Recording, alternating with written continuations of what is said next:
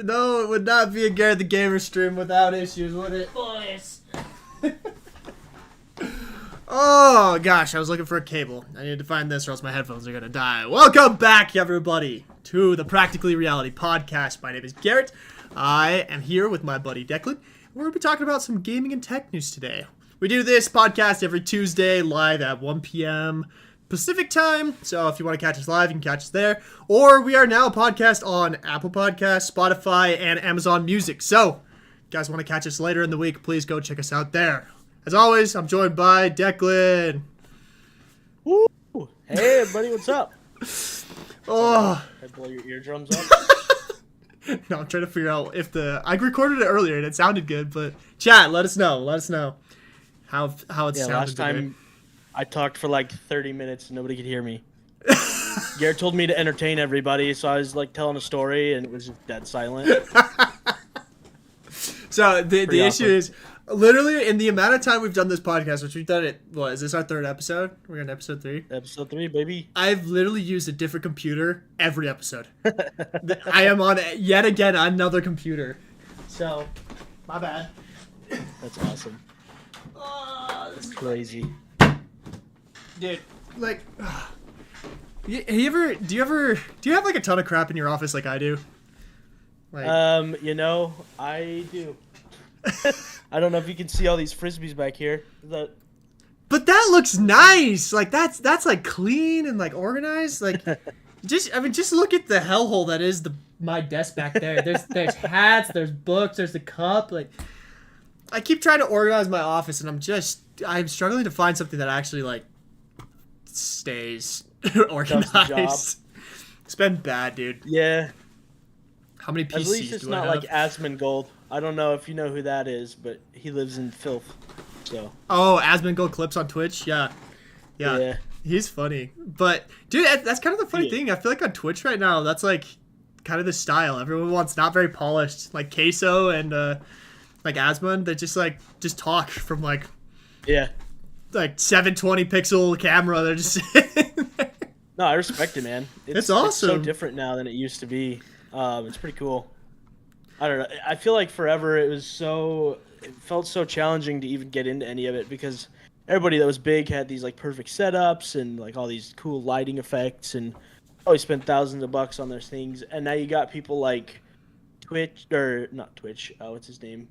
I can't even remember his name. Shoot. The Hello Brother, whatever that guy's name is. Sketch? What's his name? Sketch. And Jinxie and all those guys. And Queso. They're like the big streamers, right? And they all are like, you know, low tech. Just chilling. Just doing what they do. Just chilling. Yeah. I love that. I don't know. It's kind of funny with like especially in the VR world, I feel like we're seeing something similar where it's like people don't love the high polished games. Like they're loving these indie looking, I mean, like Gorilla Tag is the #1 game and it looks like, no offense, crap. Like that is not a good game. But hey, it's a good game. It's fun. I can't be too mad about it.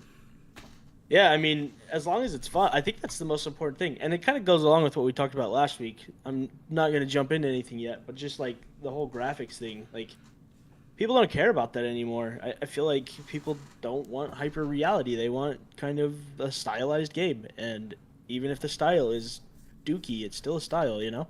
No, I feel like it's like one of those what do you call it, a pendulum, where it's like you can only swing it so far to one side before it's gonna automatically swing itself back. I feel like that's in true. Gaming world we're in that swing back where people are like, we don't care about graphics, make the game actually fun, and we'll see where that takes us. That'll be interesting. Be interesting. Did you play any fun games this weekend? Ooh, what was I playing? So. I played Marines too. I saw that. I played Space Marines. That was something, dude. That game was something. I made the mistake of playing it on Angel of Death mode, which is their highest difficulty. So that was fantastic.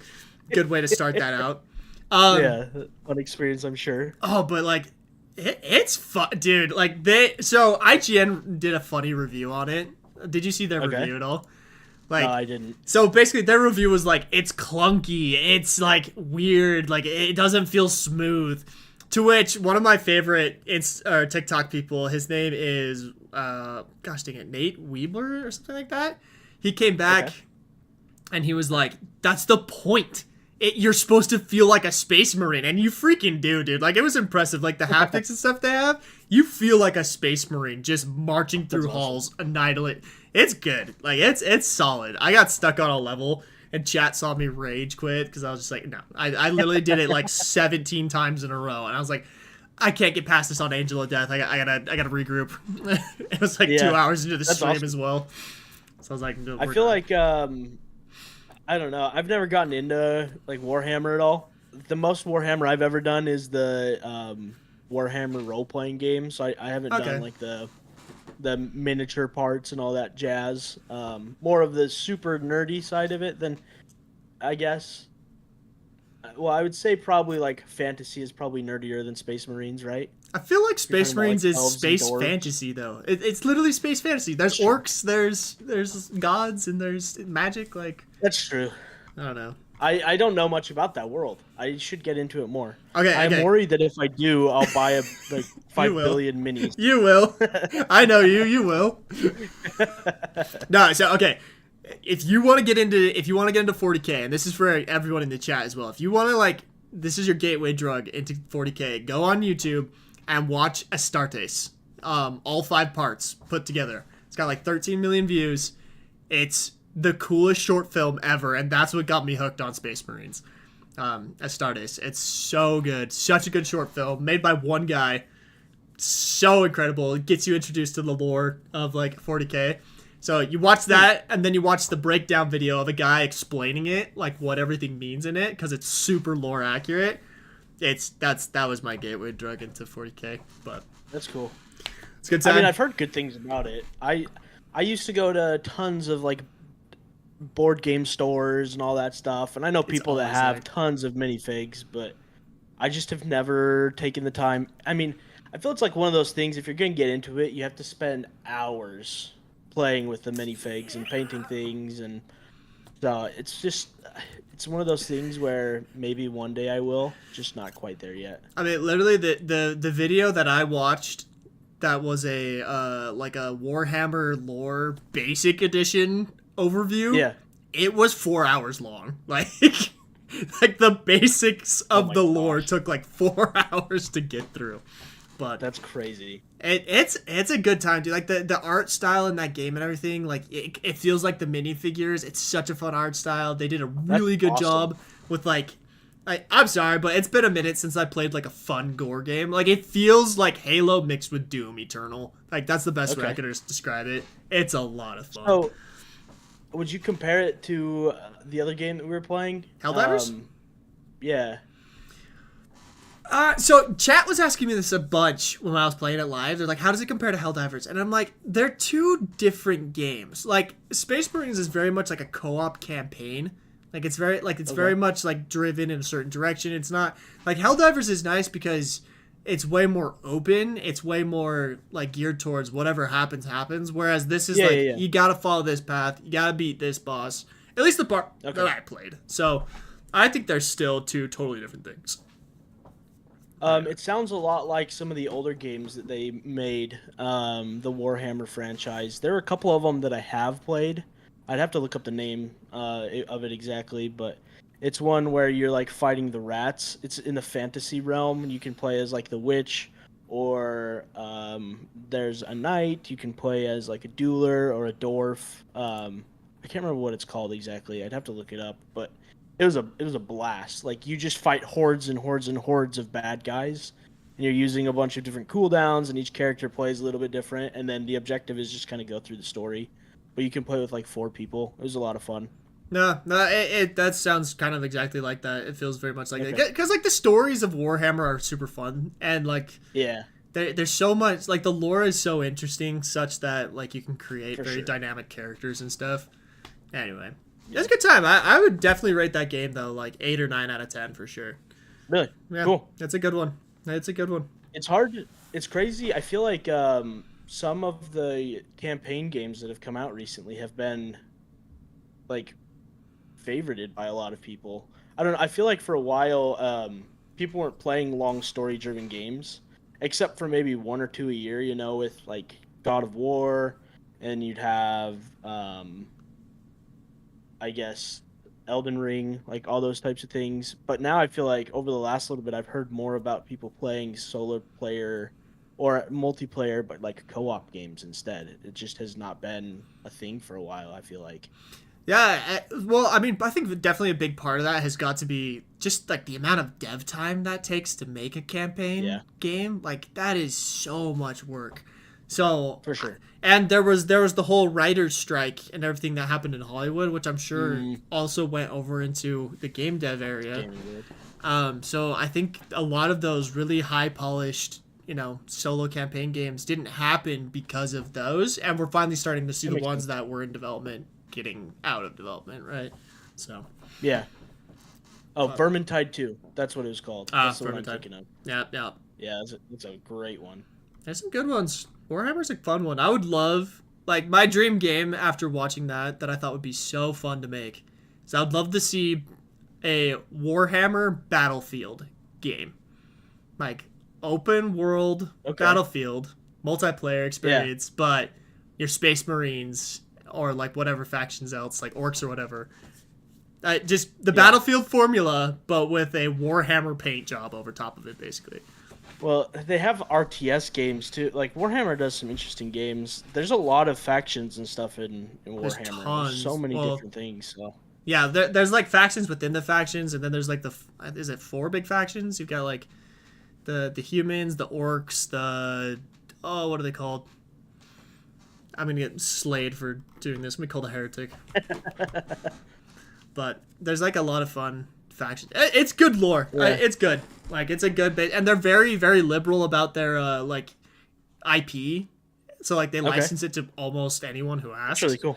And so like because of that, they've created so many great things just out of sheer volume. Something's bound to hit when I license it out to that many people. Anyway. Yeah, for sure. I played only a little bit of video games this weekend. Only a little bit. Let me find the name of the game. I didn't have a ton of time. I've been working a lot. Wild Frost is what I played. If you like card games, it's a fun roguelike card deck builder. It's a lot of fun. I enjoy those types of games. So looks like it's on Steam. Really cool. Yeah. It's on Steam, but you can also get it for iOS now. Oh, nice. It's like same gameplay. It's like I'm trying to remember the other super popular deck builder roguelike that came out, but it's you kind of battle against different people. You build your deck as you continue to go. Obviously, deck builder. You can get like different. You have a main character that if they die, then you lose the game. But I don't know. It was a good time. I played it on my PC and on my phone now. So nice. It's always nice when like casual. Would you say that's more of a casual game, or is that like a sit down? You gotta. Oh, for sure. Yeah. It's nice when casual games come to like iPhone because it's just more. It's just nice. It's very accessible. I think that's cool. Yeah, for sure. 100%. Very nice. Well, chat. Anything else to ask us before we jump into this week's news and crazy stuff? Because we've got some crazy stuff to talk about. There's been quite a few really interesting news things that have happened. So speak now, chat, or forever hold your peace. Gotta wait for the 15-second buffer. Somebody wants us to review an iPad type competitor, Apple, whatever, Honor Android Pad. Competitor. Honor Pad. I looked at it. X9. Looks cool. I don't know. X9. I use an iPad almost every day. Nice. That's like what I edit all of my videos on. It's what I do a lot of like customer service stuff through. I subscribe to the Apple Church as well.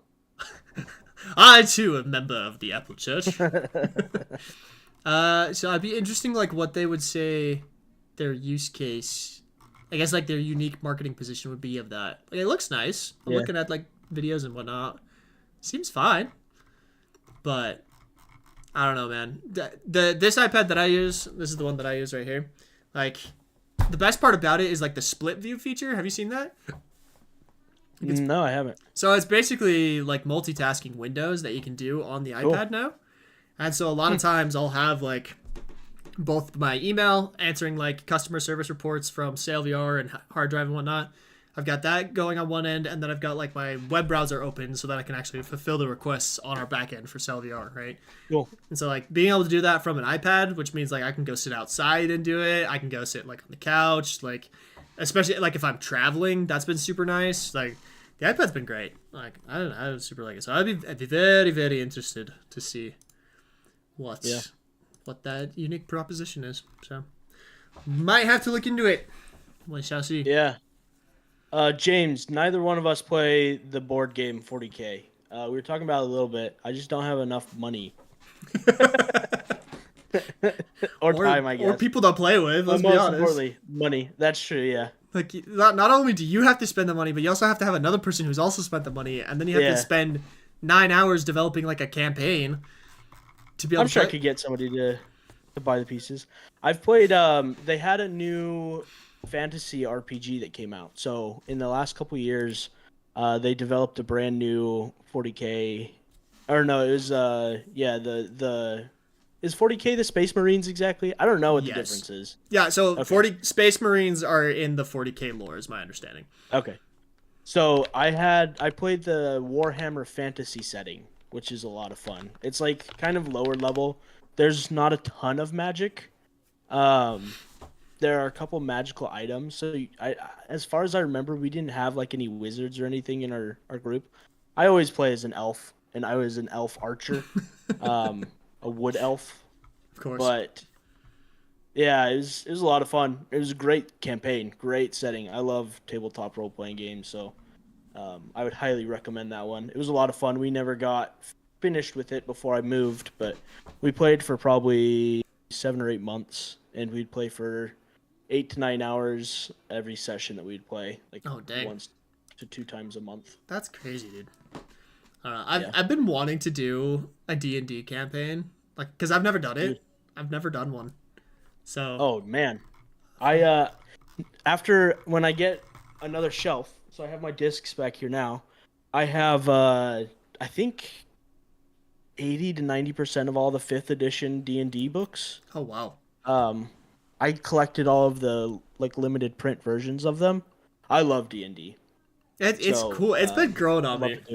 It's been growing on me. Especially, I listen to the Distractable podcast with Markiplier and Bob and Wade. Okay.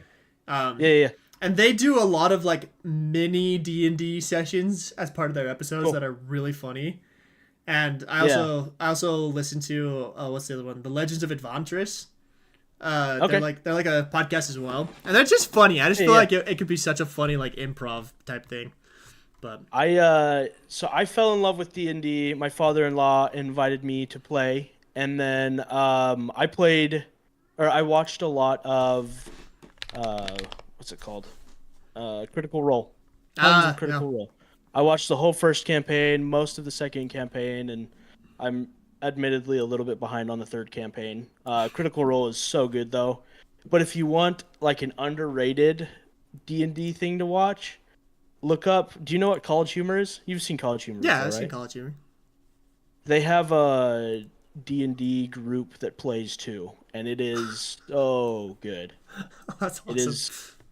And it's like crazy. They take themes they did like Game of Thrones, but they made it into Candyland type thing. So it's usually just like 8 or 9 episodes, and they're not super long each, but it's like crazy premises, and it's, I don't know. I think it's a lot of fun. I think their DM, Brendan Lee Mulligan, is one of my favorite DMs to watch. I think he's hilarious. Everybody like loves Matt Mercer, but Brendan Lee Mulligan is crazy good DM. I think I would, if I could sit down and play with one DM, it'd be him. Okay. Jeez, chat has some of the funniest questions for us right now. It's an admin asking, "Yo, would you rather eat a PS4 controller or a PS5 controller?" I mean, I'm gonna go with PS4 just because PS5 controllers are a little expensive these days, man. I think all the extra like switches and stuff in there would make it less convenient. I feel like PS4 controllers probably have less like hardware inside of it, so it'd be a little bit less of a snack. A little less, we're on that slim diet, right? Yeah, exactly. Keep things thin. Trying to cut back. Ooh, best Xbox 360 game from Switchy Box. He's asking, what's the best 360 game? Did you play 360? 360. Yeah. Man. I took a 360 to college with me. And that was your first mistake. Actually, I didn't play my 360 a ton. That's when I was into the League of Legends world and was grinding. Oh, yeah, you were crazy on that. For 3 days straight. I mean, I didn't sleep a lot in college. There were periods where I'd play for 72 hours without sleeping, just living off of Monster. And, yeah, just Mountain Dew Voltage. I can't drink Mountain Dew Voltage anymore. It gives me heartburn. I'm an old guy because I probably drink like a 36-pack every single week. No, it's wild. But, yeah, it was nuts. I'm surprised I'm still alive. You're a medical marvel. That's what you are. Nah, dude, for me, like, I still play the 360. We have it up at my parents'. My parents have a ranch up in a little town in Utah. And we still have the 360 up there with Halo 3 on it. And, oh my gosh, it is so fun to go up there and just play split screen 4-player Halo 3. Just on Sandtrap and Guardian and whatnot. Like, oh my gosh, the nights that, like, the nostalgia I have from, like in high school, we did like a literal 20v20 like system link one night. Awesome. It was so fun, dude. Like one of the best times we had. Just everyone smashed into this room. TVs on every wall. We had a projector on the ceiling. Awesome. Like it was crazy. It was so much fun. But yeah, just because of that nostalgia, I gotta say like Halo 3 was just so great because those were just some of the best times of those LAN parties, man. Something I miss. Something I miss for sure. I'm more of the Halo 1, Halo 2 era. I played that a lot with my dad and his friends and my friends growing up. And underrated Ghost Recon 2. Yeah. Underrated game. So much fun. Such a good one. That's a great one. I forgot about Ghost Recon. Yeah. It was freaking lit back in the day. Kind of sucks now, but yeah. That's kind of did you hear the drama, like to start getting into some of our topics? Did you hear the whole drama about the Ghost Recon they're going to make for VR? Okay. Oh, I heard they were doing something with it, but I never heard what happened. So, this would have been 2021, 2020. Meta comes out and announces all this incredible IP. They say GTA San Andreas is coming to VR. They say Ghost Recon is coming to VR. Yeah. Basically give this great lineup. And since then, almost all of the projects have gotten canceled. Like, just straight up canceled. Like, we haven't heard anything. They officially announced that Ghost Recon was canceled. They weren't going to do it. They weren't going to do Splinter Cell. That's crazy. Right? Like, but... they're doing Splinter Cell, though? No, they canceled Splinter Cell. That's what it was supposed to be. Oh. Or Ghost Recon, and then there was Splinter Cell, and then what was the other one? Gosh dang it, I forget. Anyway, it's just sad, man, because, like, They now have the new Batman game that's coming out. Have you seen that Arkham Shadows that's coming to VR? That looks awesome. I'm really excited about that. Until it gets canceled? It can't. At this point, it can't, bro. They say it's coming out later this month. So if it gets canceled at this point, like we're really in the dirt there. Good Gandhi. I wanted to say I was thinking about video games again still that I would bring back. Somebody else asked that question and put in VR. I know it's not like a forgotten IP. Like there's still people that love it, but Star Fox, growing up on Star Fox 64, is one of my favorite games. I love Star Fox, and I am so upset that they haven't made any like Star Fox IP since the Wii U. Like they had the Starlink Battle for Atlas. If you bought it on the Nintendo Switch, you could get a small 2 or 3 mission Star Fox campaign, but like there's no Star Fox games, and I think Star Fox would be dope in VR. And then another just game I want them to bring back anyway, which they are bringing back. I saw an announcement for it is Jet Set Radio. I don't know if you've ever played that, but it is. Radio. Yeah, dude, it is such a crazy. Like the whole concept is nuts. The music is beautiful. The style is crazy. It still looks good. Somebody made a kind of a predecessor to it, like I guess like a spiritual predecessor called Bomb Rush Cyberpunk. It's made by Reptile something studio. They're the ones that make that game where it's like a fighting game where you hit the ball back at each other, hit the ball back and forth, and if you get hit by the ball, then you die. It's a fighting game though, like really innovative. But yeah, they made Bomb Rush Cyberpunk, and it looks the same. They got the same musician to do all the sound for it. The music in the game is so good. Jet Set Radio Future was my favorite game for the original Xbox. I had a combo pack that was a racing game and Jet Set Radio Future. And it was made by Atari, and Jet Set Radio was good. Jet Set Radio Future was a reimagination of the IP, and it just made it even better. So it was crazy good. Huh. Yeah. So I would 10 out of 10 recommend. Atari's bringing it back though. Interesting. It's like it looks like kind of open world. Is that what I'm seeing? What is the premise of this game? I'm like kind of confused. So you are a skater, right? You have your little skate crew. The Tokyo police, or Tokyoto, I think is what it's called. The police are kind of authoritarian. So you're the skating crew that's trying to take down the police force, and you spray paint graffiti murals all over the place to kind of fight the police officers. You get in fights with the police, and then you spray paint the police officers to take them down.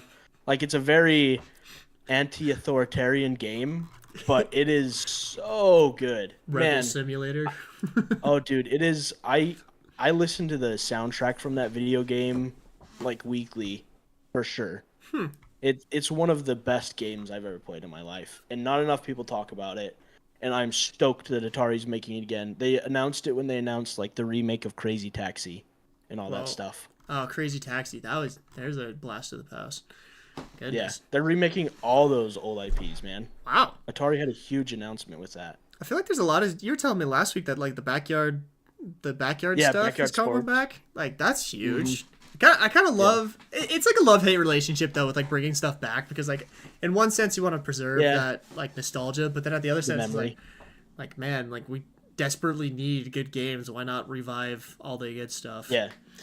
Well, like with Jet Set Radio Future, you can't buy it. There's nowhere to buy it. I've tried to buy it legally. You have to buy an Xbox, and then even finding a copy of it is so hard. So I have it on a ROM on my computer with a Xbox, like an Xbox emulator.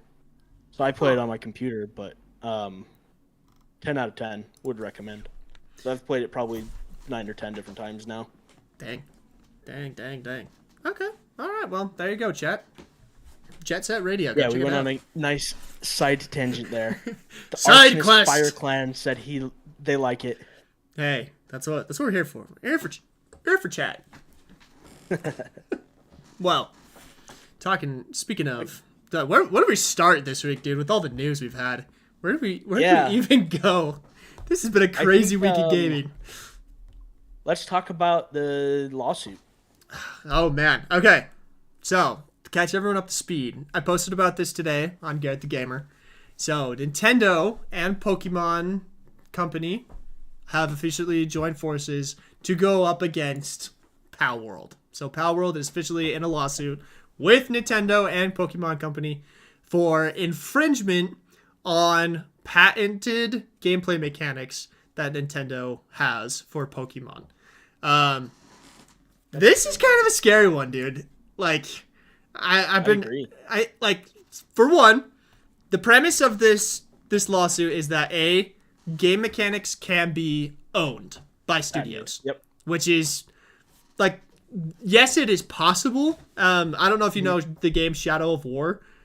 Did you ever play that one, the Lord of the Rings Shadow Oh yeah, of War? I was gonna say the same thing. I love Lord of the Rings, and So good. love the mechanic that they have, and I'm so sad that nobody else is ever going to be able to use it. Right. Yeah, like that is a perfect example of what this lawsuit could cause issues with is like what's patented about the Shadow of War game is their reputation system, I believe is what it's called. What do they call it? They have a thing for it. It's the Nemesis system. Nemesis, that's what it was. And it is Yeah. completely patented. And that was the whole system driving the ability to like recruit people, to build armies, go up against other systems, all driven by AI and NPCs and whatnot. Phenomenal. Made that game infinitely replayable. Such a fun, man, I loved it. Loved it. But no one can I've use never it. beat Shadow of Mordor. I think that's the first one, right? I've never Yeah, beat it. Shadow of Mordor, and the second one is Shadow of War. I just wanted to kill everybody in Sauron's army, and Yeah. that's the whole Nemesis system. Like, I just played for probably days just trying to do that. And yeah, nobody else can do that now. It's so crazy. I feel like Watch Dogs had that one game where they tried to make characters from NPCs. So like if you took over a character and put them in your group or whatever, they became a playable character instead of an NPC. That's what this reminds me of. Like the Nemesis system where the orcs and Orcai, you have to fight them. If you lose to them, then they become an important character and they have a vendetta against you. And then in Shadow of War, if you kill them sometimes, they come back to life and they have a vendetta against you. They just become like important characters in the game if they're NPCs walking around. And that's such a cool game design forever. So cool. Like the amount of like infinite mechanics that created, like literally everyone's experience playing Shadow of War is unique and totally like independent of anyone else just because of that robust system. And I like this is going to be the problem with this lawsuit is if this goes through, which granted this is happening in the Tokyo Municipal Court is what I read, which means this is happening over in Japan, so it might not have the same traction over here in the United States just because our laws are all so different. But it does make me nervous that like I mean surely someone like EA or Ubisoft or something like that would try, you know? Like that makes me a little bit scared. You're not allowed to throw football because EA Sports has that patented. Exactly, right? Like whoever patents the ability to drive a car in a video game, like they suddenly own every driving game ever in existence, you know? Like that's scary, right? For sure. Like, but like I was reading through and kind of talking to this as I was going through making my post today. Like that's how games have developed over the years. Like you take something from another game that you liked or you thought should be improved upon, and you made a new game out of it. And that's what I felt like happened with Palworld. They took Pokemon, which has been a pretty stale franchise for a long time, and they're like, guns. You know? added that in, you know, gave it a fresh like look, a fresh taste, but now, you know, obviously we've got ourselves in a lawsuit. And that's kind of sad because it's like we're going to set the precedent that no, you're not allowed to take inspiration from anywhere else. You have to be truly unique, which it's frankly impossible. Yeah. It's just hard. Like there are entire genres of successful video games now that are based off of other video games, right? You have your Metroidvanias, obviously Metroid Prime and Castlevania. You have your roguelikes and roguelites, which are based off of Rogue, which was a video game. Souls games from Soulsborne, based off all the Soulsborne games. Yeah, Souls games. Yeah. There are whole genres that are defined by mechanics because there have been these titans of industry that have made these cool things. And Pokemon could be something similar, right? I mean, you had other things that were similar to Pokemon, like Digimon back in the day, or Bakugan, like all these different things. But yeah, if they're going to go after people, I understand if they're taking like the characters and stuff, which is crazy that that's not part of the lawsuit because a lot of the PALs were very similar to the Pokemon. It's the mechanics of the game. So like throwing a Pokeball is patented in their world. Like they patented it in like Legends of Arceus or something like that, where being in a 3D overworld, open world type thing and throwing a Pokeball to catch a monster is part of their patented mechanics. Like that's crazy to me. And it's So nobody else can do that. Well, what are they gonna do? yeah, that's scary. Like the thing that I keep thinking about as well is it's like the indie devs of today are the AAA devs of tomorrow, right? For Like sure. that's how this industry works, you know? You get new people who come in, build an indie project that blows up, you know, and suddenly they have the resources and team that they are now a competing AAA studio. But with this, if this lawsuit actually goes through and everything actually happens, we're basically saying the industry titans that exist right now will forever be in existence because they're just going to hire lawyers to patent everything under the sun, and it's going to be a race to who gets it patented first. And then at that point, it's just like indie dev is basically dead at that point because anyone will find a way to, you know, to say, oh, I had the mechanic first, you got to give it to me.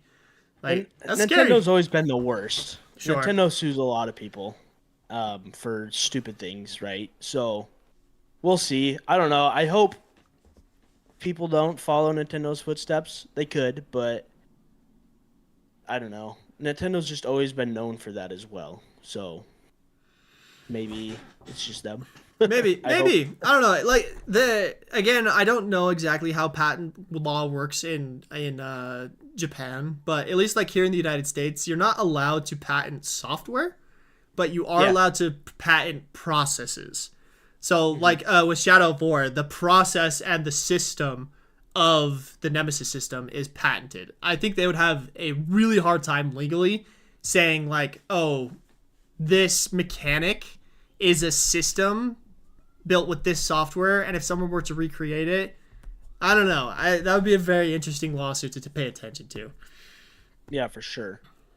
I don't know. It's interesting. It's scary, but I really hope that. Well, actually, you know what you should do?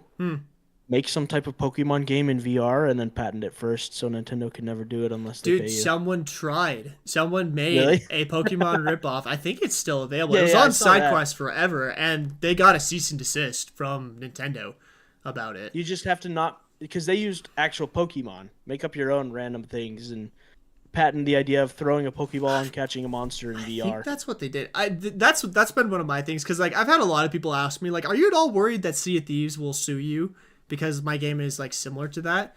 And like I've always said no, like because Sea of Thieves doesn't own pirate gameplay. You know, like they can't say like. But again, this is why this is kind of nerve-wracking because they could potentially after this lawsuit be like, if you get on a pirate ship and sail out into the world, that's our game mechanic. And it'd be like, no, it's not.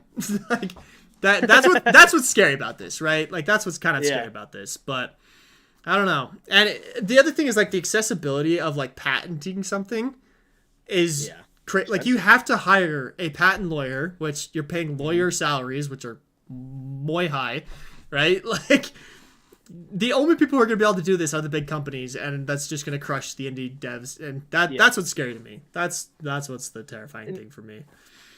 I read it is more likely to hold up in Japan, but the consequences won't be that bad. Palworld and Pocket, whatever the company name is, we'll just have to pay them some monies, and then it'll be done. That's my understanding of what the lawsuit is and how it is most likely to turn out in Japan. They won't be able to like keep them from selling things. Palworld will just have to pay them some royalties from their sales. So it shouldn't bury the company. They should still be able to make things. It just kind of sucks that it's happening. But it is something that is more likely to happen in some area like Japan. So not as much in the United States. We'll have to keep an eye on that one for sure. Because in the United States, that would be pretty detrimental to like the indie dev world. So for sure. That was I wanted to talk about another interesting game. I don't know if you saw the announcement of the A6 disc game that's coming to VR. Yeah, I did. It's a competitive VR game. It reminded me a lot of Hyperdrive, right? Because they're kind of inspired by Tron, which you better patent that, man. Just kidding. Hard Drive, sorry, yeah. So, it says Hyperdrive. It reminds me of the disc battles inside of Tron Legacy. Yeah. But it's kind of like a combination of that and air hockey is what it looked like, or Pong. Yeah.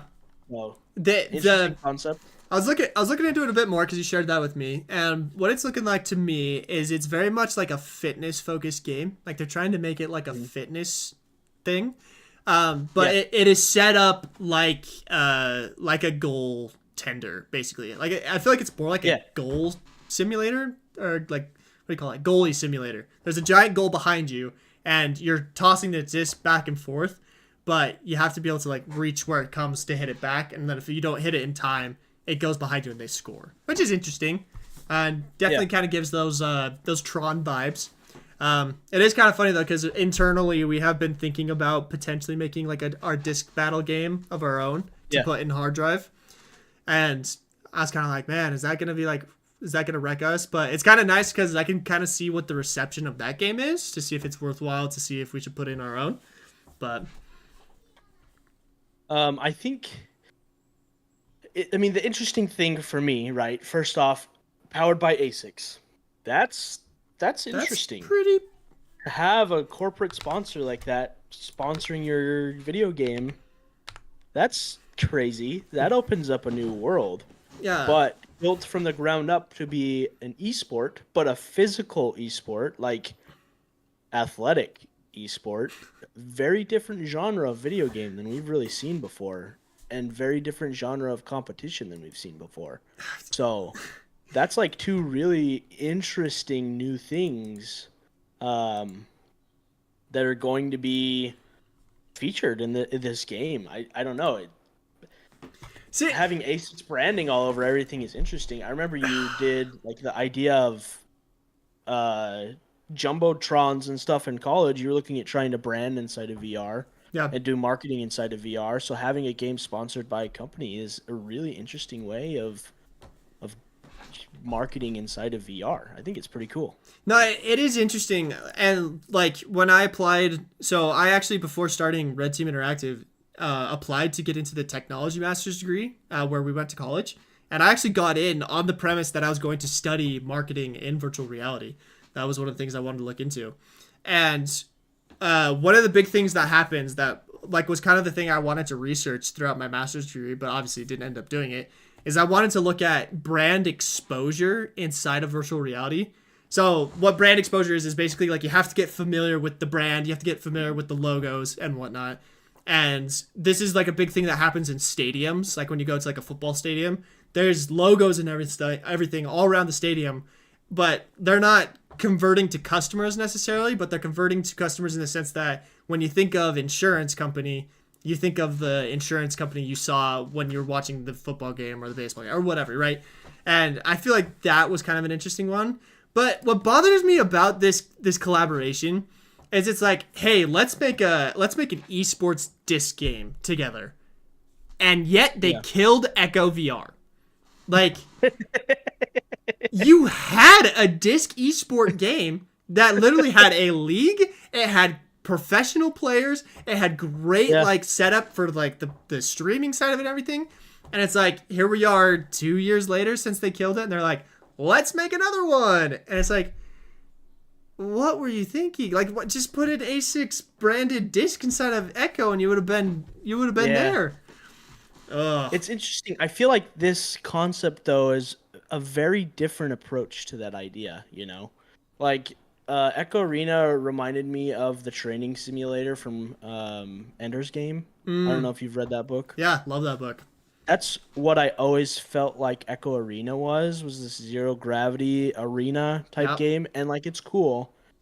But I think there's going to be something interesting about the physicality of a game like this, where your esports professionals are going to have to be athletes to compete. Like that's very enticing, and it's never really been done before if you think about it. Like that could open up interesting like areas and new arenas for esports, because esports for a long time, I remember being in college and watching League of Legends esports. Their Worlds tournament is still very, very followed, but I feel like for most esports there's been a huge drop off. But if you start getting more physical athletes inside of video games right now, that opens up things for potentially in 5 to 10 years you actually have some esports inside of an event like the Olympics. they talked about it for a while, trying to integrate in esports into the Olympics when Intel was a big sponsor Yeah. of the Olympics, and it never happened because it shouldn't have. But if you start having things like this, that opens up an interesting door No, for for sure. possibilities like that. No, so interesting how you say that about like the esports leagues and stuff like that, because like there's a guy here in Utah who is trying to start a high school level esports league, and Cool.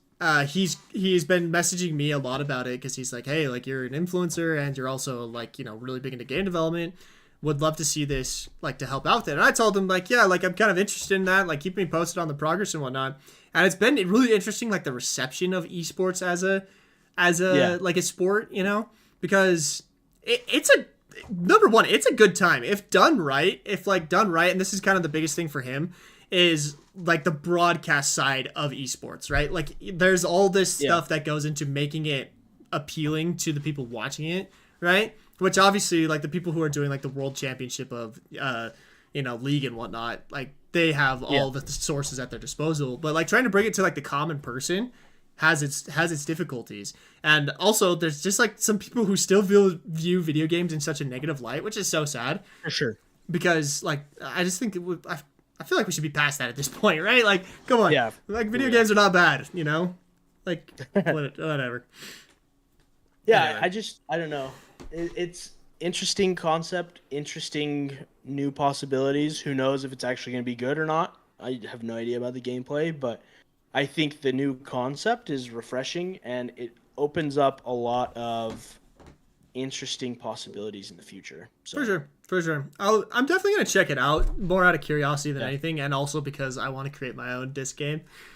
So I might be doing it to see like what they did wrong. Yeah.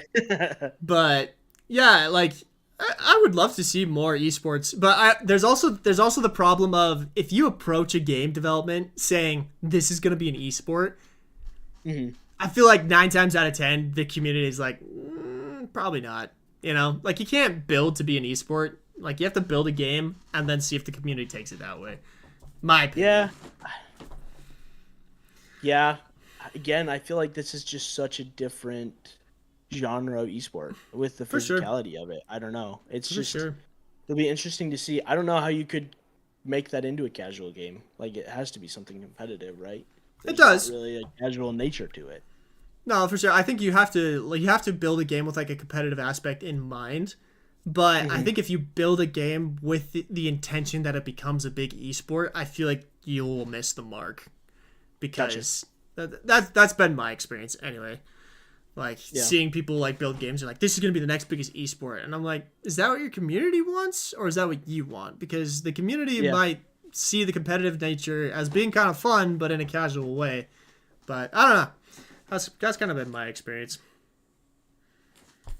We have a couple other topics if you want to jump into something else. We talked about that. Probably good. I think there's been a couple of new interesting announcements in the headset world. The HTC Vive Focus is, let's see, more of a gamer-focused headset. Very interesting because I don't know if you remember. I remember when we were in college, HTC stepped out of the consumer market for the most part. They kind of said, hey, we don't really want to be a part of this, and they jumped into the commercial market where they were trying to build more for enterprise. Yeah. So now they're putting something back in the gaming world, which is pretty cool. I think, if anything, competition is good for Meta. Obviously, you have Pico, but I still haven't seen a lot of adoption of Pico in the United States, I feel like. So having another company like HTC jump into the ring is pretty cool. Yeah, I think so I'm looking at the announcement on roadtovr.com, and they're saying that the price tag is $1,000, which like right off the bat, that's like, okay. All right. So we're targeting our higher end users, right? Their controller design is very similar to the Oculus Quest 2, which is an interesting choice to me because if you haven't noticed in the most recent stuff of Meta, they've abandoned the tracking rings. right? So it's showing the focus as having these tracking rings on top. Yeah. But Meta has abandoned those tracking rings because so many games use like very close to your hands interactions, like especially in like games like Contractor where you reload and it has to be like pretty close to your hands. They've ditched that. So like this almost feels like they're selling 3-year-old hardware at a premium price. Yeah. But again, Meta just announced that they're making the Horizon, what do they call it now? Gosh dang it, the Horizon Operating App Store. system? Yeah, the iOS and the App Store is going to be open platform. So Yeah. like that's intriguing because you could play like my games, for example, on this headset, and I as a developer wouldn't have to do anything. Like they would just be able to plug into the API. It'd be more on the hardware side of things, which from a developer standpoint is so much more accessible and so great because it opens it up without us having to do any extra work. So will this thing go crazy and get sold to millions of people? Probably not. Probably not. I'm trying to see automatic IPD adjustment. That's interesting. Snapdragon It's a XR2 mixed reality Gen 1. device. It is mixed reality. Okay. Pass through. But like to the extent that the Quest 3 is, probably that's what I'm seeing with the depth sensor. Yeah. Yeah, it seems like good pass through. Closer to maybe, hopefully, like the Apple Vision Pro. It'd be cool if it was like to that level of pass through. I would doubt it, especially since they're rocking the Snapdragon XR2 Gen 1, which I believe, if I'm not wrong, the Quest 2 runs on the Gen 2, or the Quest 3 runs on the Gen 2. 128 gigabytes. That's a small SD. Oh, but it can be expanded to 2 terabytes. Interesting. Huh. Oh, that's interesting. It has an infrared floodlight on it. Okay, so that's a unique proposition right there. So basically, they're saying it has an infrared floodlight, which literally means you could play in the dark because it would be able to project in front of you light such that it could contract the controllers and stuff. Interesting. Huh. Yeah, I think it looks cool. Like you said, are they going to sell a ton of them? I have no idea. Probably not. But I think it's cool that they're competing with Meta again. And I was going to say it'd be interesting to see if they get the Meta OS, the Horizon OS. I think that'd be a really cool first. I feel like it'd be the first one, right? That I know of, yeah. I've been thinking a lot about that iOS, like their sudden change in heart to an open platform.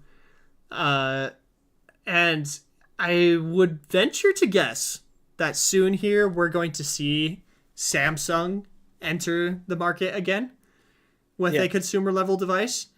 And I think Oculus, instead of being like, oh, let's go toe to toe with them, was kind of like, you know what? We need as many people in here as possible. Let's just make it so that games are super accessible and we can still generate profit on whatever platform is out there. Just kind of a cool way to like approach it, but it also maybe speaks a little bit to like the VR industry right now, where it's like we can't afford competition. We literally just need to help anyone who's willing to put money into the space. So I don't know, man. It's interesting. I'm glad to see them back into like the consumer focused area though, because it's definitely been a minute. But not what I would have done. Not at that price point. Not at that price point. If you drop this down to like comparable to the Quest 3, you might have pretty good competition, especially because it comes with such a good like head strap and audio solution, and a lot of these extra features. Like if you priced it like $600, like kind of where like the Quest 3 is at, I think they would have a much better chance. But holy crap, $1,000? I don't know. It's hard.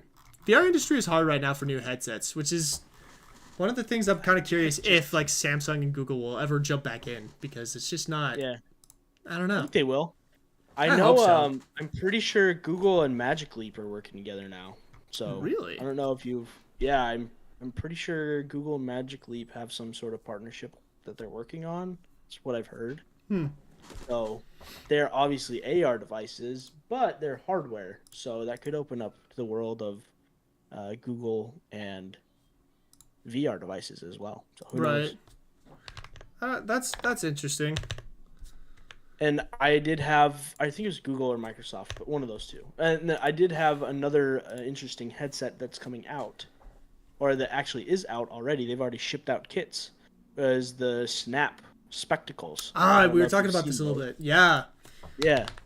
So they had Spectacles. Snap Fest, Lens Fest, or whatever last week.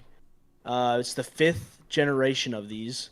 They're still not consumer devices; they're dev devices, but Pretty high end. it's more of a fit form factor. So it's pretty small for an AR glasses that's like real AR. Right. There's no extra cords or anything. It's all contained inside of the device. They have a 45-minute battery life, which obviously isn't a lot, but for everything being contained in the device, that's pretty cool. And then they are $99 a month subscription Oh. for developers. So interesting. They're making games for them. They use Snapchat's Snap OS. So, and with Snapchat's new camera kit, which allows you to make snap lenses for mobile devices, like native applications as well as web applications. Snap is becoming more of a powerful engine in the AR space. So they're not just making filters for Snapchat anymore. They have their AR glasses that you can now build Snapchat effects for. You can build app-based things.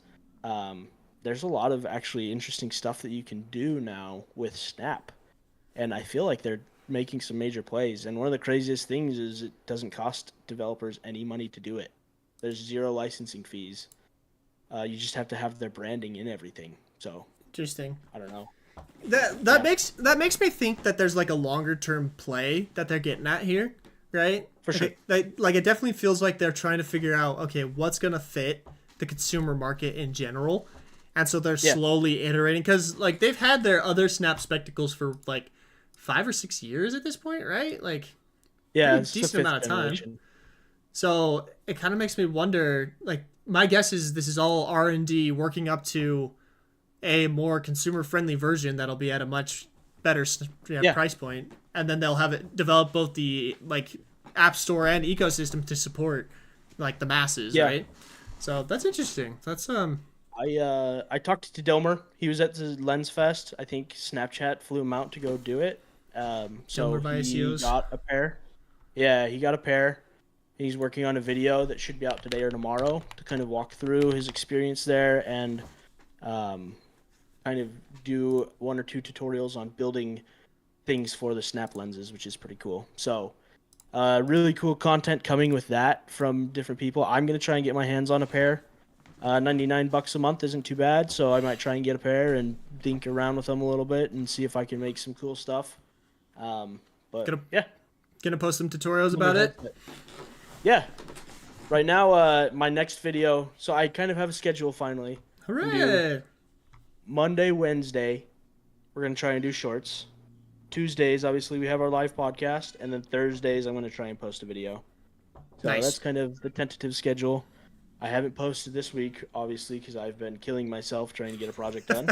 So I told Garrett I got about 3 hours of sleep last night, building out a project right now that should be out hopefully tomorrow. But it's an infinite runner, and it's on Niantic, their game engine. So it'll be playable on your mobile device on the web. No app downloads. It'll be fun. But Nice. yeah.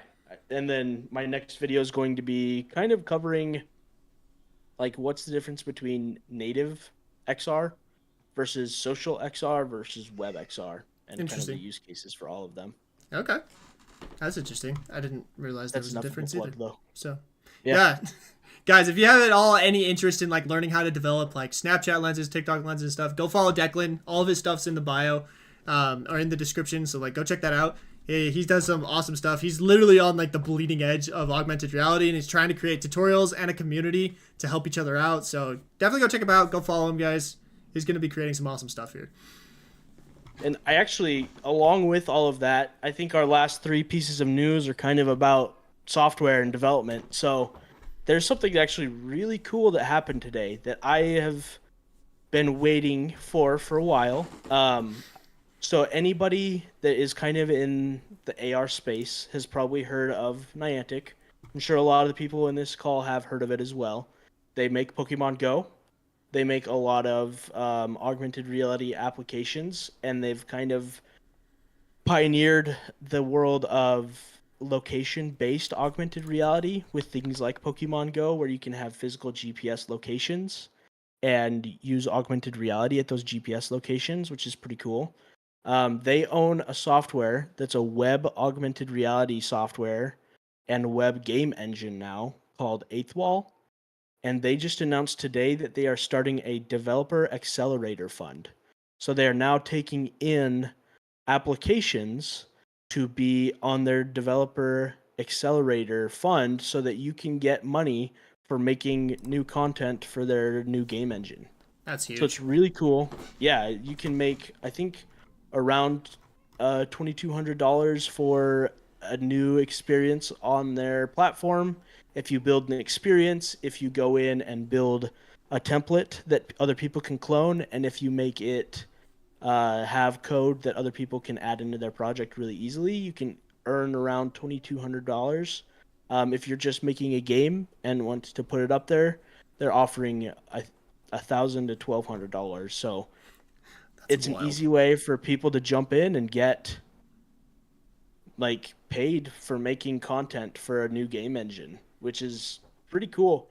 And this isn't the only time they're going to do this. So they're taking applications for their first round of it right now to get people involved, and then they're going to continue to do it throughout the future. So if you want to learn about web gaming, building games for web, building augmented reality or virtual reality experiences for web, I would highly recommend checking out Eighth Wall and their studio. It's free. You can sign up for a free account, start making things there. If you're in there, clone my project. It's called Dragon Dash.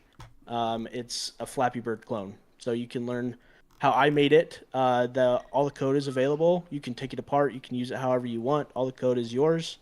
And yeah, get in there, try it out. I'm working on another one right now. Like I said, it's called Mineshaft Mayhem, and it's going to be an infinite runner, and it's going to be the same thing. You can go and use all the code and, change it however you want. I've actually seen 3 or 4 versions of the Dragon Dash already that people have made for different clients and have kind of made their own. So it's really fun to see. Yeah, like, kind of, again, Declan and I got into this industry because we were lucky enough to get involved with a mixed reality lab who was teaching students how to develop in virtual reality, augmented reality, really before anyone else was even offering it, And Yeah. like, I feel like this is another one of those opportunities where like the augmented reality developers of tomorrow have a chance now to like jump into it. So seriously, guys, if you have any interest in being like a developer at this, like go check it out. We'll try to leave like the stuff down in like the description and whatnot in the comments. For sure. But that's cool. And That's huge. And I do love that like Niantic has the funds to do that at this point, because like that is such a good base to build on, especially since like they built their own game and they know the needs of like the everyday person. I do love Niantic. I think that's such a cool story, like how they built the game and now they've turned into this superpower at this point. So yeah, I don't know if you know the background of Niantic. The people that made Niantic were basically trying to make a map of the world, right? I'm pretty sure they developed a lot of the stuff that Google bought for Google Maps. really, So that's kind of where they got their start. From my understanding, that's how the company started. They were some of the first people to ever digitally map out the entire world. And now they're trying to map out the entire world again, but in 3D. And that's kind of Niantic's initiative. They're trying to be the first company to map out the entire world in 3D. And that's kind of what they're doing. So pretty cool. Huh. That's such an interesting prospect of like mapping the world out like that. Yeah. I mean, it has to happen if augmented reality is ever going to be Big. What we think it's going to be. No, that is interesting though, because there's 2 approaches, right? There's the map it out approach, which requires pretty high upkeep for like the constantly moving parts of our world, right? But then there's the like compute in real time which is kind of what I feel like Apple has been doing with their spatial computing. Is they're basically saying like, instead of trying to map out the world, let's just figure out how to tell the computer pretty quickly, this is what you're dealing with, right? Yeah. Like that's what we have with like the depth sensors and whatnot. So it's kind of interesting to see that like Niantic is taking the approach of, let's have basically a map version of truth where it's like, this is what is around you. And I'm sure they'll also include some spatial computing, but yeah.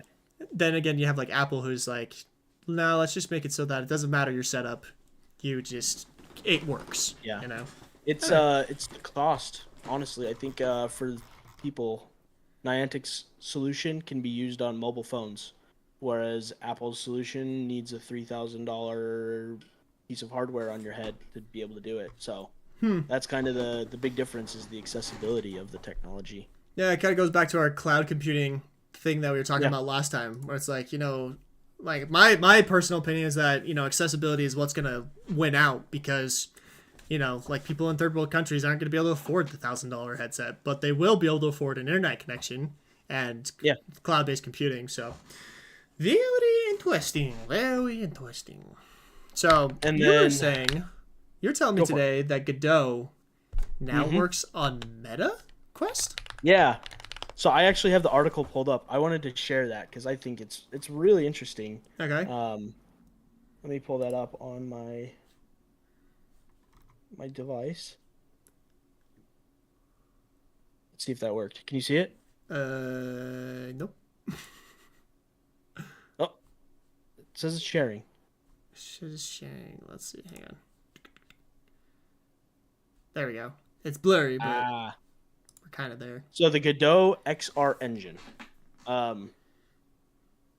Right now, you can jump in and basically have a Godot editor inside of VR, and then you can hit play. So here's a good video of it. Play, and then it launches the game engine in there, and you can run the whole game in VR in real time. That's crazy. All native application. It's not like you're streaming a device or doing something. It's running in your headset as you're developing it. It's so cool. I love it. Even if you're just prototyping, I don't know if you remember some of the tools that we used in the past, like Maquette. Yep. Even if you're just prototyping things, like this is awesome to have the option to do this kind of a thing now. It's all open source. It's all free. If you publish a game in Godot, you don't have to pay any royalties to Godot. You get 100% of the revenue, obviously, other than what the store that you're publishing it on takes. But you're not paying a engine like Unity or Unreal Engine. There's no royalties. Unity actually just backtracked on that. Oh, really? Yeah. I didn't see that. It was a couple of weeks ago, but they decided to formally retract the there's that whole like usage thing, right? Where it's like if you got per download, you were going to have to pay Unity based off of the downloads, which a lot of people did the math, and I was like, well, this is the end of free-to-play games, because it just wasn't worth any of the stuff that we were trying to do. But they officially backtracked on it. They said that they're no longer going to do that, and are going to look into other ways of monetizing the engine. So that was good news, actually. But yeah, that's awesome. That is huge, though. Like, so for SailVR and hard drive, what we typically do, like our development stack is like we use Unity on a PC laptop or PC, and we have to use Steam VR to like test things in real time inside of the editor. Mm-hmm. So like the ability to like be in the headset and also able to like test it in real time is like a very unique value proposition. But like, have you ever tried to work a day in virtual reality with what's currently available? I haven't. It's not easy. A full day. It is not easy. I tried for a little while to use virtual desktop like as my setup. Yeah. And I tried really hard because I like wanted to be like, yeah, I work in VR, and it's like, it's not there. It's just not there yet. Yeah. You just don't have like the amount of, especially with code and stuff like that, the amount of times you need a keyboard and you need to be able to see your keyboard well. We just don't have a good app that I feel like has done that yet. Has made it so that the whole typing process that is involved with like game development and whatnot happens. So Yeah, and it's interesting. Like if you're using a node-based solution instead of a code-based solution, That might be like a less easier. code Hmm. approach, that could be something. I could see I have a visual video pulled coding. up right now. Oh, go ahead. I was just gonna say I could see visual coding being much more Yeah. intuitive in VR rather than traditional. So that could be like a very interesting approach to go about it.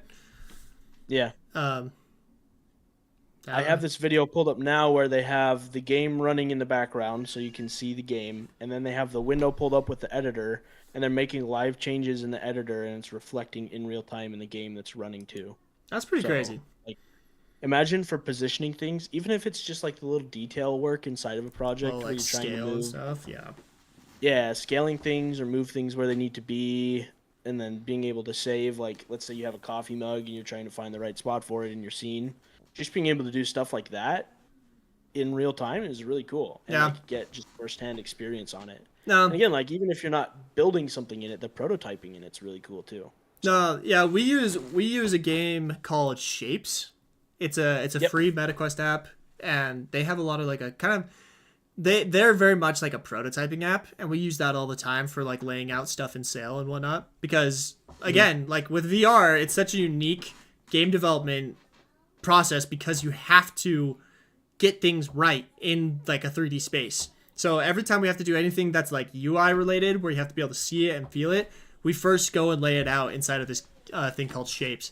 And so like the ability to like do that in real time while seeing like the changes would be so nice. And like I'm genuinely surprised like some of these bigger engines haven't tried that yet. You know? Yeah, I think I only have like one more piece of news I think that I would want to talk about right now. I shared it as well. We talked about Spark closing down. So MetaSpark, the engine that runs the augmented reality filters inside of Instagram, they're closing that whole thing down in January, which is huge. That But there's actually sucks. an announcement today that YouTube is making an effect studio for shorts inside of YouTube. So you'll Whoa. be able to do augmented reality effects and different types of effects while creating YouTube shorts. So kind of what they're doing with effects in TikTok, you'll be able to do inside of YouTube now. So I just wanted to ask you, is that something like you would ever consider using? Because you make a lot of shorts. What if instead of having to have Breadbox post process, you can just have a filter that makes you in a Breadbox in real time? Like, would that make your life easier? Very possibly. It's actually one of the things I've been nervous about because I use the eyes and mouth filter on TikTok to Okay. make my videos. And Yeah. usually what happens is like I write up a script of like what the whole post is going to be. And then I go in and film one character at a time just cuz it's easier to do the voices and stuff that way. And then I download that video, chop it up and edit it, and then Hmm. download it with captions and everything put onto it uh into what's posted onto like shorts and whatnot. So like Yeah. when there was all the threats happening of like, oh, TikTok is gonna get shut down in the United States, I was kind of like, oh crap, like I need to figure out another filter that does the same thing that will be legal for me to use in the United States Yeah. because like it was gonna be gone. But like I also love the idea of like letting other people like be Breadbox. Like that'd be kind of fun Yeah. as well to like do the community and see like what other people think Breadbox should be saying. Like Breadbox reacts to Breadbox fans. Like that'd be kind of fun. I'm Yeah, not for sure. opposed to it. I would love to see more like filter stuff on more platforms. Like TikTok is definitely I feel like ahead of the game on that. Um, 100%. YouTube Snapchat. YouTube Shorts is such an interesting place like for content right now. Yeah. Like I don't know. I have no thoughts on like the algorithm and whatnot. It's just very interesting. That's all I can say. That's all I can say. I So think it'll be interesting to see these changes. I'm not in the early access. I have talked to people that are and am trying to get into it as soon as possible. We'll see if that happens because I'm not a huge social augmented reality person. I don't make a ton of filters. I've made a couple, but I think I made one for sale, one or two. yeah, But I haven't done a ton of that work. Obviously, I'm more web based, but I think it'd be fun to be in the ground floor working with them, building up engine. Yeah. So Yeah. I don't know. I mean, YouTube has done a lot of like things like this over the last year. They recently got a new YouTube CEO, yeah, not CTO, CEO. Susan Dye. Is that I think so. she had like cancer or something, right? I can't remember. But I remember. Okay, so the current CEO of YouTube is named Neil Mohan. Okay. Susan Diane was till 2023. Yeah, I think she passed away this year. Oh, that's sad. But yeah, so this new CDO he's trying a lot of like different things. Like I don't know if you've seen this, but YouTube has games now. Did you see that? Yeah, it's like interesting. Little mini games that you can play, and I've actually played quite a few of them because it's playing basically a mobile game with no need to like download it and have it on your phone taking up space. Like that's kind of a unique proposition for me, and I don't know. It'd be interesting. I'd like to see them do more with that. I was actually looking a little bit into who gets to be on that. Like, are they trying to become an app store? Are they just porting over kind of fun games? But yeah, I don't know. I'm interested in all that stuff, man. I think it'd be fun to build something on Niantic and have it work on YouTube straight away. Like that'd be dope. I don't know. There's so many possibilities. I feel like we've talked about this before probably, but the whole concept of metaverse and like having, I don't know, different, I guess, things available on the web for you to play video games. To me, that's going to be the metaverse, right? You're going to have web games, web things, web 3D in AR and VR, but maybe just on your mobile phone or on your desktop as well. And now that companies like Niantic are creating an engine built for web first, so basically think of like Flash games again. Mm-hmm. Now you're going to have companies like YouTube distributing games on their platform that are web-based. It just opens up this huge new world of like rebuilding the web for gamers and for social content and for different things that I think is really, really cool and a new opportunity to like rebuild that whole Flash game era. Yeah. I loved Flash games growing up. And now we can have better Flash games. And they could be integrated into these giant companies and giant networks that we all use already. So so to that point of like rebuilding the web for like gamers, I was listening to Brandon Sanderson's podcast. He has a podcast called Intentionally Blank, and he talked about, so he grew up obviously like he was a kid during the 80s, rose to his fandom in like the early 2000s as an author and whatnot. And he's always been obsessed with video games. And he was definitely a part of that era where it was like there were nerds and geeks, right? And they were the outcasts of society. Yes. But he talks about it a lot. He's like, video games are becoming a part of life. Like it's so common. It's such an easy way to interact with people and stuff that like it should not be surprising in the future if like gaming was a part of like like companies and like how you do like your daily meeting and stuff. There was a professor at Brigham Young University who did his whole dissertation on how teams work together based off of like team building video game experience. And he found that like games like what was it? Games like Guitar Hero? Guitar Hero. It was like casually competitive games to play against your teammates was better at like team building than any of those dumb like retreats and stuff they do where they do the trust your teammate and fall into their arms and whatnot, And so like Brandon Sanderson he made it seem on his podcast at least that he's of the opinion that like games are just gonna be a part of life, and like if you can figure out how to gamify like a meeting that you have to do every day, people are gonna do that.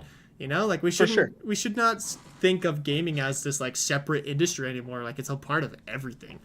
But yeah, I think it's really cool. I'm excited for a more gaming focused internet. I think it's great. The only thing I will say, I don't know if you remember, LinkedIn, the professional networking tool, tried to add in video games into LinkedIn, and I thought that was pretty crazy. So you have to remember your audience. See, but like that's where like someone like YouTube I feel like would be a good fit. Like, Yeah, frankly, for sure. on like my YouTube channel, I would kind of low-key love to display my stats in certain games. Oh, Or for sure. like I kind of love Discord because Discord has Yeah. the ability to like link so many apps to it. And so people can like look at you and be like, "Oh, he's playing XYZ game," you know? Yeah. And I kind of wonder if like someday one of the social medias will be more like ubiquitous like that, where it's like, "Oh, hey, you want to see what this guy's doing?" Or like I don't know. It's kind of interesting. But Bring back MySpace. Just kidding. oh gosh, revive MySpace. Okay, there's one more thing we should talk about because this week is Meta Connect. I did Yes. not get invited, which is a whole nother story. Oh, But I was not invited to Meta Connect this year. But it is this weekend, and rumors are amok about a Quest 3S that will be announced. interesting. So, what is going around? That lower budget? The idea is it's going to be basically a slightly less hardware capable version of the Quest 3, but Okay. priced at $300 is the prediction. Nice. Which, That's cool. like, Take it. again, the Quest 2 when it initially launched was $300, right?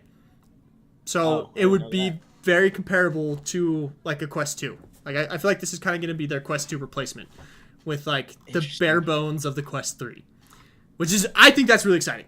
Like we've needed an upgrade. I've always told people buy the Quest 3, but if they announce the Quest 3S, I'm gonna get my hands on it as soon as possible. Yeah. And I'm gonna see what that's because that will be like the Quest 2 killer, hopefully. Yeah. But that's what I it's looking think like. next week we should plan on talking about the Whatever. conferences that are going on, right? There's a lot of Because them. I've been seeing people been saying stuff about the PlayStation State of Play, Yep. which let me tell you now, haven't seen it yet. I can tell you what the state of video games are. They suck. So we'll watch it, State and of I Play guarantee over. they're going to prove me right. But we can talk about that, and we can talk about the meta event. I think that'd be cool. Yeah, that's a good one. I think that would be a perfect way to do next week. Let's Sick. do it. Let's do it. Yeah, there's a couple of other small, interesting news we could probably touch on real fast. Thrill of the Fight. Did you ever play Thrill of the Fight? I did, yeah. They just announced the second one coming in early Oh, access cool. in November. That, if you want to work out, Let me Google it. that is a great game. Like, that is, holy crap. Okay, yeah. Thrill of the Fight. That's the one That where it was was a like good real space and you had to actually like box. Mm-hmm. Like, I don't know. And good haptic feedback game Great haptic feedback. Like, if you have a suit. it's also like just also what they're able to do with like the bare bones. My gosh, that is a fantastic workout game. If you ever want to get sweaty Yeah. and just like burn calories, that's a fantastic game to do it in. You do need a little bit of space. That's kind of like the one downside to it, but Yeah. that's a really I definitely interesting broke one. a controller playing that game. Did you punch a wall? Not even kidding. Yeah, I punched my cabinets in my first apartment. Oh, rip. Oh, that's funny. We also have Dumb Ways to Die. Just announced what looks like That's fun. it very much looks like Fall Guys, but in virtual reality. It's, Dick, dude, I love that. it says Dumb Ways to Die just announced a mini games multiplayer game for the MetaQuest. Isn't it crazy? I feel like that whole concept was a train campaign for like safety on trains. Yep, I don't know if you remember that. I do remember And now it's like this huge thing that it's is a whole now- company. It's like a whole Yeah. yeah. They like I get videos all the time of people to that stupid song Dumb Ways to Die. Like Yeah. it's so good. But yeah, like to see them expanding like into the game space, like I'm like low-key I'm kind of Yeah. excited about that. That's cool. Hopefully it's multiplayer. That'd be a It lot is. of fun to do stupid crap with your friends. Yep, it says it's a multiplayer mini game. So I'm assuming Great. like the branding looks very much like Fall Guys type thing. It's called Dumb Ways Free for All. So Dumb Ways to Die I'll Free look for it up All. after this. That looks interesting. Did you You ever have to see? die the craziest way. Dude, I think that'd be hilarious. That sounds so That fun. is funny. Did you ever see Microsoft's military AR headset? Yeah, I did. The HoloLens rebranded, basically. Uh-huh. So there's a news article here about the Oculus founder, Palmer Luckey, helping them out because they've been struggling. Okay. It says the defense tech company founded by Oculus founder Palmer Luckey announced that it is partnering with Microsoft to boost the company's militarized HoloLens 2 based AR headset. That's cool. Yeah, so the history behind this is the military signed a defense contract with Microsoft for like $3 billion or something like that to try to build a tactical augmented reality headset, which I lovingly nicknamed TARD because it was a tactical augmented reality device. Oh no. So it's called the TARD. He's a character in the Garett the Gamer universe. Yeah, I think I've seen him before. But like it's such an interesting it's kind of been interesting to follow because they have just struggled and struggled and struggled. But here comes Palmer Luckey, which like he now runs a company called Anduril Industries, which is basically Tony Stark Industries. I feel like I lost a little bit of respect for Palmer Luckey after he went to AWE. I feel like he spoke there, right? I don't know if you ever saw his keynote. I did not. I was actually there though. Oh, you went? I didn't know you went. I was yeah. He just kind of struck me as like a scummy guy. I'm not gonna lie to you. Really? It's kind of weird listening to him talk. Yeah. So I don't know. More power to him. He's obviously the godfather of all this stuff, but he seemed like an interesting character, and I don't necessarily agree with a lot of the things that he wants to do, but I mean, he's good at what he does, so we'll see. I definitely love like his founder story. I haven't kept up too much with him other than I know that he started like a defense company, which I was just like, that's interesting. You go from video games to defense contracting, you know? But well, you got to tell him the most interesting part of this. Our college professor, that's right. He actually did the alpha for this whole defense contract. He did his research for the Virginia Military Institute on creating heads-up displays in augmented reality for soldiers. And when they decided they wanted to actually invest money into it, I don't think he got a call back. So that kind of sucks. Yeah, that's rough. But he did his doctorates in that specific field. So that's interesting. Cool. I don't know. I have a couple buddies who are in the military, and I've asked them about this. I even have a buddy who's a cop, and I've kind of asked him like, would you like use this? And their biggest question is always like, is it going to limit me in any way?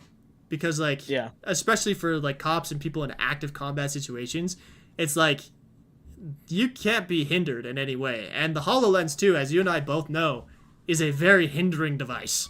Like that thing does not have the FOV or anything to manage what would probably be needed at a military type level. So I think it's cool research, and I think it could be useful one day with drones, but it's still, I mean, the world of AR, man, it's hard to build a good, useful consumer augmented reality device yet. So we'll see. That'll be interesting to like keep up on because like eventually something's got to hit, right? Like everyone who's in the industry knows that AR will eventually be the thing that like replaces your phone. But no one's hit it yet. Like no one has gotten it to a point where it's like, this makes sense. This works. This is what we were looking for. And that's just hard. It's a bit wild. A lot of complicated stuff, you know. Oh, for sure. It's fun to see people researching into it. Oh, for sure. For sure. But I don't know. Well, that's all I got for the day. Anything else from the chat? Rapid fire questions, chat. What you got for us? We'll do like 5 or 6 questions. Garett, if someone from Sea of Thieves asked you if you wanted to work for them, what would you say? Probably no. I don't. Sea of Thieves is a great game, but they also have done a lot of things that I'm like. I also hate the idea of working for a big studio because like when you work for a game studio, you get to handle one teeny tiny piece and the giant game. And that would kill me. Like that, I think that would make me literally go insane. Because with Sail, like I'm literally the person directing where the game is going and everything, and that is so much more fun. So much more fun. So, yo, the new game looks fire. Do I have a headphone dent? Probably at this point. I don't. I've checked. I wear a hat a lot.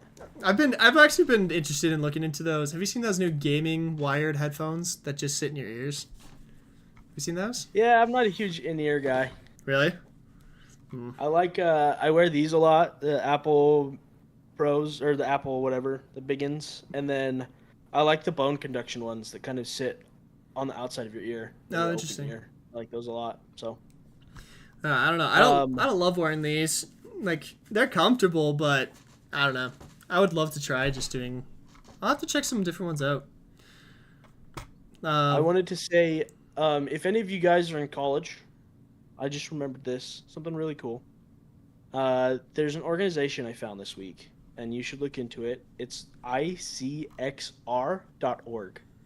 It's the Intercollegiate XR community.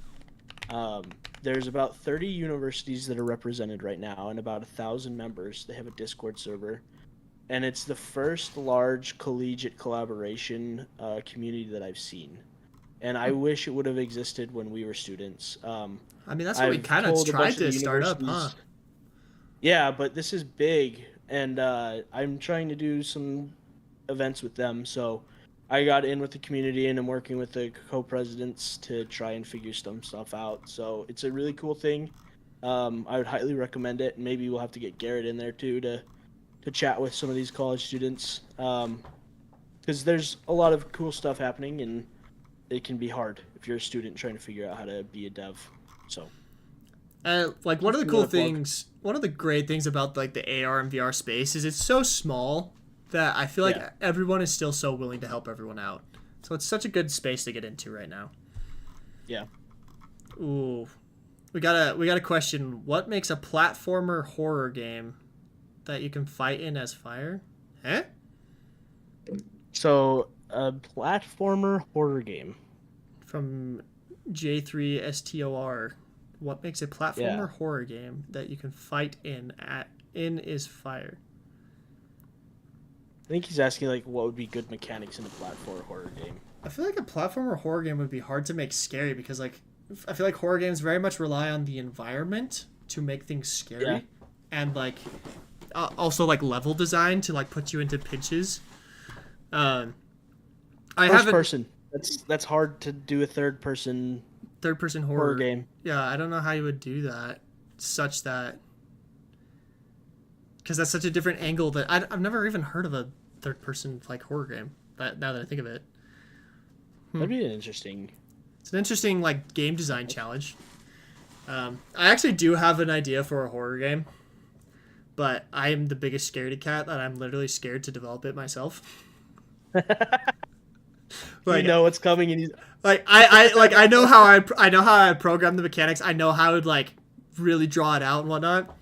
But I sit here thinking about like what the scares would be, and it's terrifying.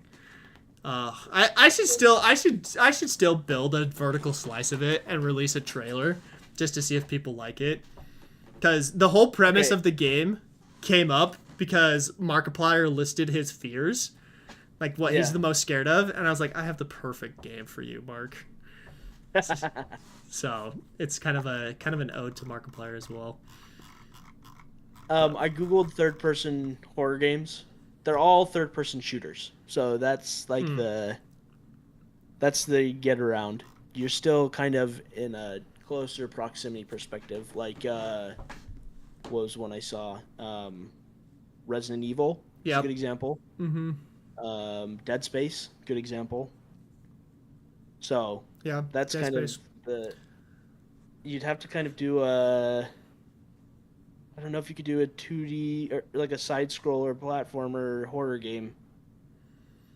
It'd be hard to scare people unless it's like all of a sudden your entire screen is like some zombie person just like throws in random jump scares at you, stuff, you know. But yeah, like that would be interesting. I don't know. Try it out. Yeah, try it.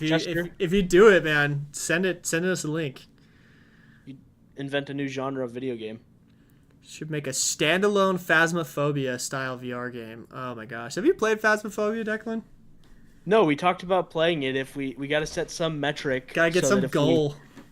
We need to start a YouTube channel for this podcast, and then if we get to a certain number of people on that YouTube channel, then we'll play Phasmophobia. We'll do a live stream of some terrible games.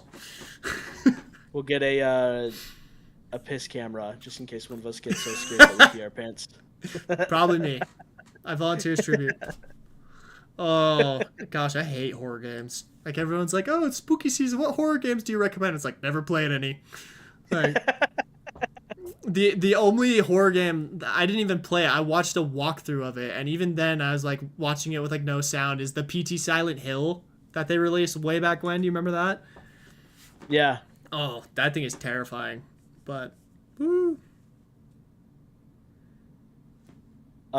People are asking where's a channel that we could post, or they could post things. Should we make a Discord server for podcasts? Yeah, you guys could throw it into the Garett the Gamer podcast, or Garett the Gamer podcast, Garett the Gamer Discord for now. I have a game recommendations channel in there, I think. Let me double check. If not, I'll make one right now, where people could like show off your own stuff. I have a whole section of like care to share in the Garett the Gamer server where you could share games and video ideas and whatnot. I'll make another one that's what do you call it? Game recommendations. Garrett's gonna have like 5 billion Discord servers. Don't even get me started. I run so many social media accounts and whatnot. It's like, that's awesome though. Oh, it's turning into a whole other side of things. A lot of people have found out that I'm running the Cactus Jam VR stuff. Yeah, I didn't know you were doing that. That's cool. Yeah, Continue and I are working together again because we have a lot of like, there's like a lot of just like tedious work we need done on the art side for sale and for hard drive. Yeah. And so I was talking to Continuum and they were like, yo, we'll do a little trade agreement. So it's been working out good. They're an awesome team. So you guys should go check out their games. Yeah, somebody has to save Monkey Doom, man. Their social media is pretty. That one makes me so sad. It makes me so you worked sad. hard on that. I rose that one from the ground up, and then it was just they took over, and I feel bad because like I got it to like 30,000 subscribers so fast. Yeah. Ugh. For those of you who don't know, I worked at Continuum.